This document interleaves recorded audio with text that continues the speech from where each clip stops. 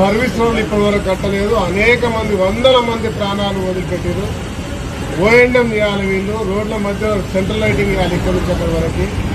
అది వేయకుండా greenery maintain చేయాలి, శానిటైజేషన్ చేయాలి, రెస్ట్ రూమ్స్ పెట్టాలి, అంబులెన్స్ పెట్టాలి, యాక్సిడెంట్ తీసుకుంటే వ్యాన్ ప్రోటోకాల్ పెట్రోలింగ్ వ్యాన్ పెట్టాలి, ఒక క్రేన్ పెట్టాలి.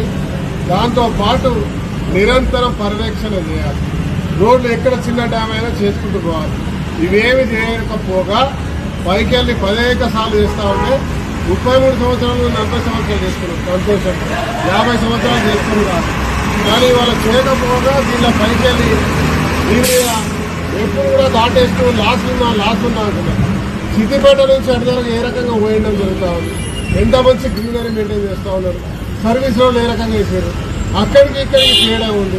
అడిగే నాదులు లేడా, అడిగే పట్టించుకునే వాళ్ళు లేరని ఒక నిర్భయమైనటువంటి ఒక నమ్మకం. ఈరోజు మేము డిమాండ్ చేస్తున్న శాసనసభ్యుడిగా ప్రతి ఒక్కటి ఈరోజు చెప్పిన అన్ని జరగాలి. జరగకపోతే ఈ టోల్ ట్యాక్స్ నడవనీయం, ఇది గ్యారంటీ. దాంతోపాటు స్థానిక లారీలకు ఏదైతే లోకల్ ట్రక్స్ ఉన్నాయో వాళ్ళకి ఫ్రీ నేర్పినాం, ఎంప్లాయ్మెంట్ వాళ్ళు చేసుకునేటువంటి వాళ్ళు. దాని తర్వాత గోదావరి ట్రాన్స్పోర్ట్ పెట్టి లోడింగ్ పెట్టి పోయినా కూడా వచ్చేటప్పుడు ఫ్రీగా ఇచ్చేటువంటి కార్యక్రమం చేయాలి. అవి చేయకుండా ఇబ్బంది పెట్టే కార్యక్రమాలు చేస్తూ ఉన్నారు. ఇక్కడ పనిచేసే వాళ్ళకు 12 సంవత్సరాల కింద ఒకటే జీతం, ఈరోజు కూడా అదే జీతం. ఇవాళ భయభ్రాంతులకు గురి చేస్తారు. కొత్త వాళ్ళని తీసుకోరు, ఎక్కడో బయటి వాళ్ళని తీసుకొస్తారు.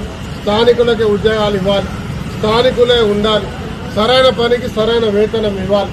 నెలకు రోజువారీగా 12 నుంచి 16 లక్షలు 19 లక్షలు వసూలు చేస్తున్నాయి టోల్ గేట్. ఈ ప్రాంత నిర్లక్ష్యం చేస్తూ వారు చేసే పని చేయకపోవడం వల్లనే ఈరోజు ఈ నిర్ణయం తీసుకోవాల్సి వచ్చింది. దీనికి అందరూ సహకరించాల్సిన కోరుతా ఉన్నా. ఇది మా డిమాండ్.